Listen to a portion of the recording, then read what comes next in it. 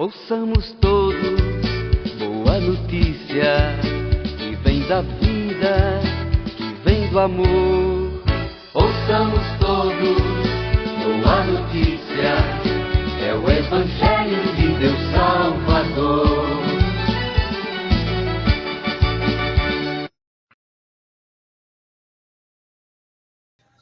Olá a todos, bom dia, boa tarde, boa noite, dependendo do horário que vocês estejam assistindo esse programa. É sempre uma alegria nós aqui, hoje com o Marcelo Barros, né, que está sempre aqui com a gente, receber vocês para conversar sobre o Evangelho, mas um Evangelho para além dos tempos, né? Um Evangelho para além dos tempos também, né?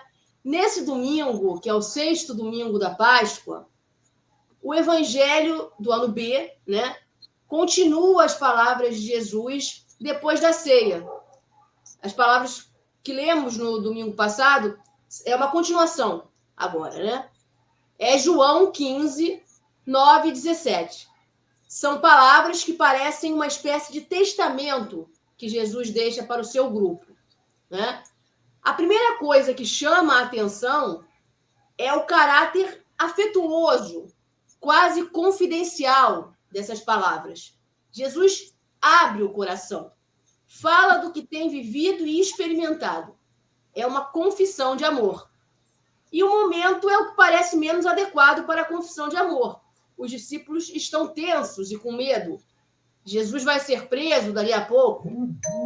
É como se lá fora tudo tivesse pegando fogo e aqui dentro Jesus falando de amor. Imaginem.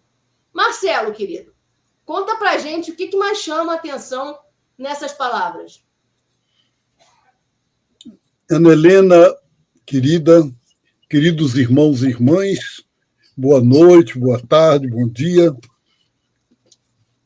É impressionante o caráter afetuoso, íntimo, carinhoso com que Jesus se relaciona com os discípulos e discípulas reunidos naquela ceia que ele sabe ser a derradeira, ele sabe que vai sair dali para ser preso e para ser morto numa morte terrível, como é a questão da crucifixão.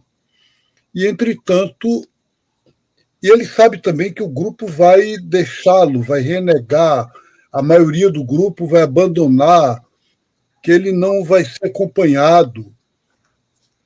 E, entretanto, parece que quanto mais ele tem consciência de que o grupo não tem consistência, mais ele se entrega, mais ele se doa, mais o carinho é impressionante.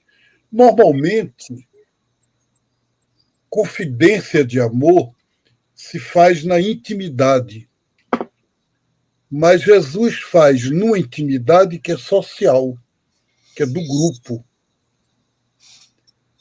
E ele faz uma revolução, porque algo como o amor, que é sentimento, ele coloca como postura de vida, como forma de vida, como estilo de vida. É isso, Ana. Acho que isso é que é o mais fundamental. Esse evangelho, muitas vezes, é identificado com o chamado mandamento do amor, né?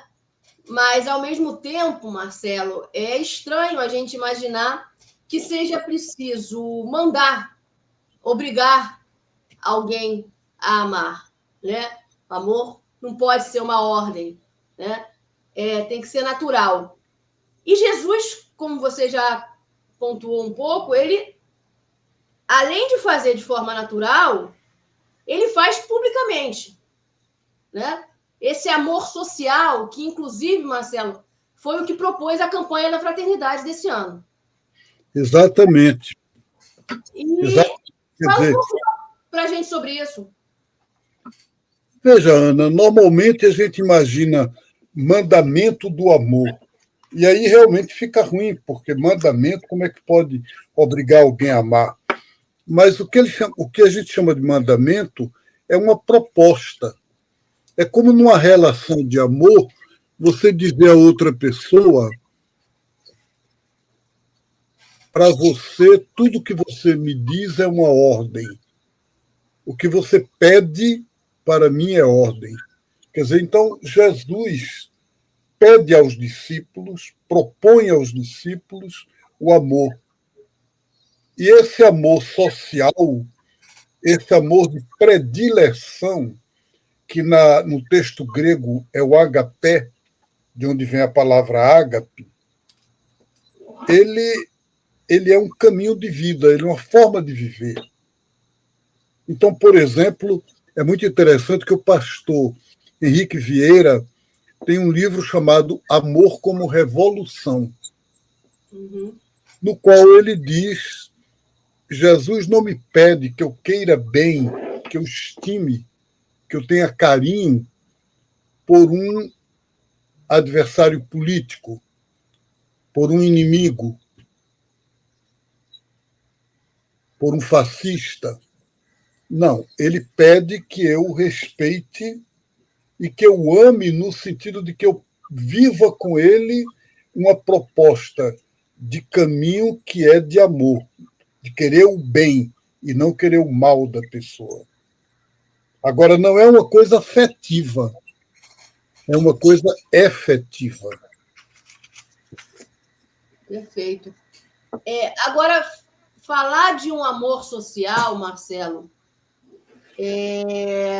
num mundo em que muitas das igrejas autodenominadas cristãs surgem como igrejas divididas, que parecem até muitas vezes concorrer, né? Numa concorrência muito ao gosto do capitalismo, né?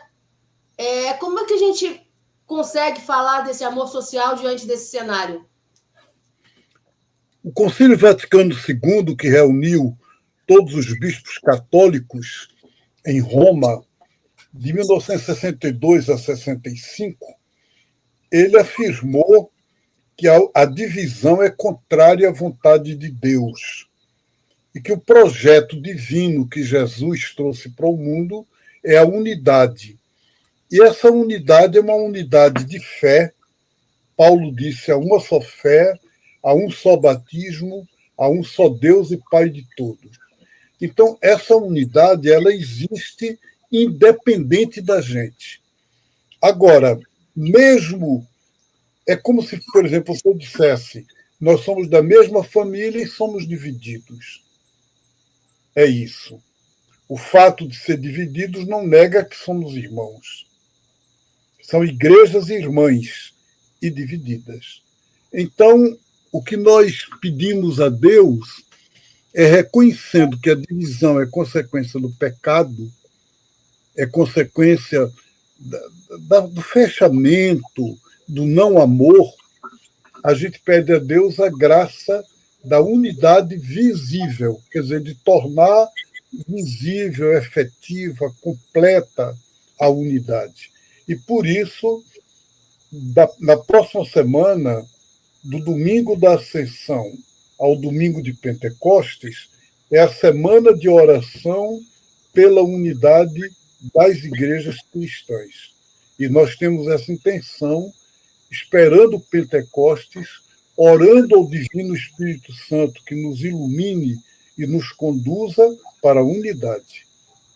É isso. É isso.